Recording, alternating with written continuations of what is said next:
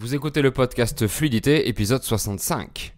C'est une ville française de la Côte d'Azur mondialement connue, mais pourquoi Saint-Tropez est si célèbre dans le monde entier? Pour le savoir, restez à l'écoute. Salut, je m'appelle Fabien, je suis français, polyglotte et professeur de français. Vous êtes sur le podcast qui vous parle de culture, d'histoire ou de géographie française, d'astuces d'apprentissage et bien plus encore, dans un français naturel et facile. Bienvenue dans le podcast Fluidité. Bonjour et bienvenue dans ce 65e épisode. Je voudrais tout d'abord souhaiter la bienvenue aux nouveaux membres du club VIP de la semaine dernière et les remercier en espérant que je prononce bien leur prénom. Alors bienvenue à Roberto, que j'ai cité par erreur dans le podcast de la semaine dernière, à Valeska, Fabiane, Laura et Elisabeth. Si vous voulez vous aussi profiter du podcast privé Je vous explique, où je vous explique la grammaire de chaque épisode, les conjugaisons, les temps, les verbes irréguliers, tout ce qui est difficile en français. Si vous voulez avoir accès aux transcriptions bilingues, à la version MP3 de chaque épisode et encore beaucoup de matériel pour les apprenants, venez rejoindre le club VIP. Et depuis la semaine dernière, dans le podcast Je vous explique, je continue à parler du sujet de l'épisode, donc vous aurez accès aux bonus sur Saint-Tropez. Je vous mets les liens dans la description du podcast sur Spotify et sur YouTube pour vous inscrire au club VIP. J'ai fait un épisode sur les clichés des Français de la série Emily in Paris. La deuxième saison de la série sortira le 22 décembre prochain. Et dans la bande-annonce de cette saison 2, on dit en anglais dans le trailer, Emily est en vacances à Saint-Tropez avec ses copines. Ensuite, elle retournera à Paris pour travailler selon ce que j'ai lu. Et oui, Saint-Tropez est une ville française mondialement célèbre. Donc aujourd'hui, je vais vous expliquer pourquoi dans cet épisode, en utilisant un français simplifié et naturel. Alors c'est parti. Saint-Tropez est une petite ville ayant environ 8700 habitants. Pour certains d'entre vous, ce serait juste un petit quartier de votre grande ville d'ailleurs. Donc pour la France, c'est une ville, mais vous pourriez penser que c'est un petit village. Elle est située au sud-est du pays, sur la côte d'Azur, donc sur la côte méditerranéenne. Saint-Tropez est dans le département du Var, qui a pour préfecture Toulon, et le département du Var se trouve dans la région Provence-Alpes-Côte d'Azur, que les natifs surnomment par ses initiales la région PACA. Toute la Côte d'Azur profite d'un climat méditerranéen, c'est-à-dire avec des étés chauds et secs et des hivers plutôt doux, donc pas très froids. Par exemple, en août, le mois le plus chaud de l'année, on peut avoir des températures maximales moyennes de 27 degrés Celsius avec 355 heures de soleil sur 31 jours, ce qui fait 11 heures de soleil par jour.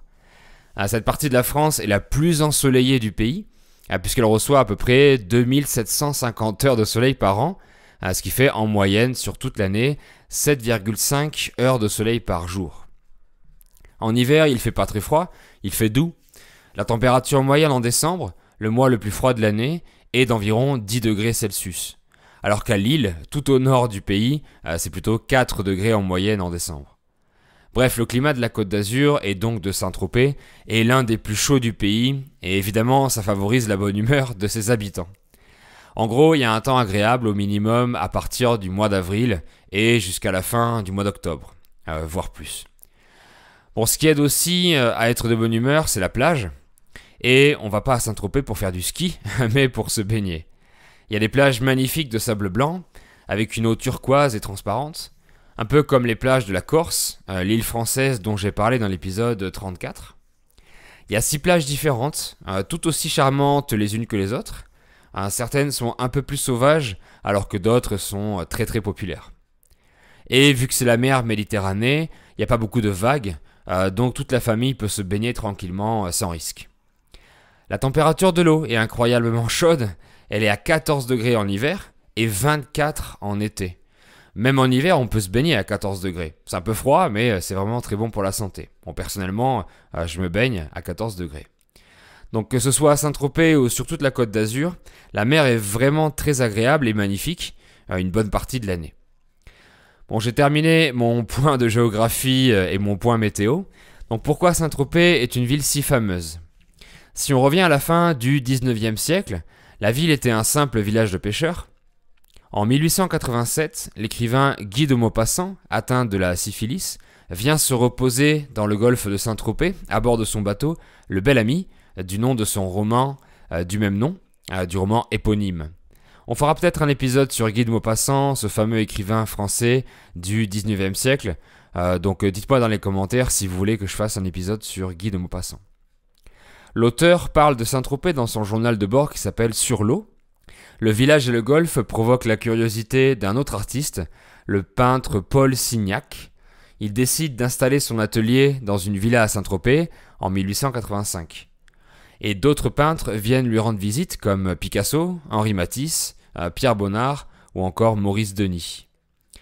La beauté et la lumière du port de pêche du village inspirent les peintres qui en font des toiles exposées à Paris. Et c'est la raison pour laquelle de nombreux Parisiens visiteront Saint-Tropez pour apprécier les joies de la Provence. Dans les années 20, la popularité du village de pêcheurs augmente encore et ce sont des écrivains qui viennent s'y installer. On peut citer par exemple Françoise Sagan, Boris Vian, Jean-Paul Sartre ou bien Colette. Puis dans les années 30, c'est au tour du cinéma de faire son apparition. Léon Volterra, directeur de salle de spectacle parisienne, est élu maire de Saint-Tropez. Donc il emmène avec lui des stars de cinéma de l'époque comme Arletty ou Jean Cocteau. Grâce à la venue de ces vedettes, le nombre de touristes augmente chaque année et la réputation de la ville aussi. Comme vous le savez tous parce que vous avez évidemment écouté l'épisode 54, la guerre mondiale a commencé en 1939 et la France était occupée par les Allemands. Les Alliés ont débarqué en Normandie en 1944 pour libérer le pays, mais ils ont aussi débarqué en Provence et Saint-Tropez a été le premier village libéré de l'ennemi de l'époque. À partir des années 50, la station balnéaire va devenir internationalement réputée grâce à une autre étoile, Brigitte Bardot. Elle était modèle à l'époque et elle obtient le premier rôle dans le film « Et Dieu créa la femme » en 1953. L'histoire de ce long métrage se passe à Saint-Tropez. Le film devient un succès mondial, surtout aux États-Unis, notamment grâce aux scènes de nu de Brigitte. Les filles de l'époque veulent ressembler à la mannequin qui devient un sex symbole, une représentante de la féminité, de la sensualité, etc. Elle achète une villa à Saint-Tropez, la Madrague, comme le titre de sa chanson qui parle de plage abandonnée. Puis en 1964, Saint-Tropez devient le lieu de tournage d'une série de 6 films comiques qui auront un énorme succès, Les Gendarmes.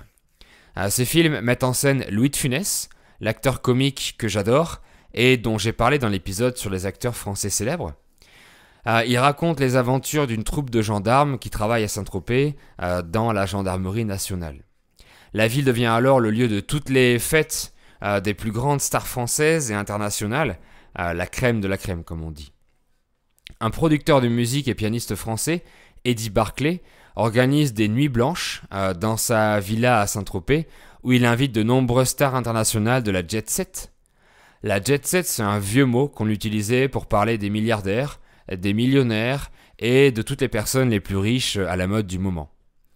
Ce sont des soirées folles pleines d'alcool, de drogue, de sexe où tout le monde s'habille en blanc avec des célébrités comme Elton John, Jack Nicholson, etc. Pour l'anecdote, Mick Jagger, le chanteur des Rolling Stones, s'est marié à Saint-Tropez. Aujourd'hui, on peut voir de nombreux yachts dans le port de cet ancien village de pêcheurs, à la place des barques du début du siècle dernier. De nombreuses stars viennent régulièrement y passer leurs vacances, comme DiCaprio, Rihanna, Kate Moss, le couple Jay-Z et Queen Bee, Paris Hilton, donc vous pourrez deviner que les prix du tourisme sont assez chers. Du coup, c'est un endroit très stratégique pour de grandes marques de luxe qui ont installé leurs boutiques, comme par exemple Hermès, Louis Vuitton, Dior, Armani, Versace, etc. Donc Saint-Trope, c'est son surnom, est une petite ville très agréable à visiter, mais qui est vraiment trop bondée presque toute l'année. Bondée veut dire remplie de personnes. Donc ça peut être difficile d'aller à la plage en été, il faudra plutôt y aller en saison creuse, en dehors des vacances estivales. Pour arriver à Saint-Trope, il vous faudra une voiture parce qu'il n'y a pas de gare de train dans la ville même. La gare la plus proche est à 32 km, donc on peut quand même prendre un bus depuis cette dernière.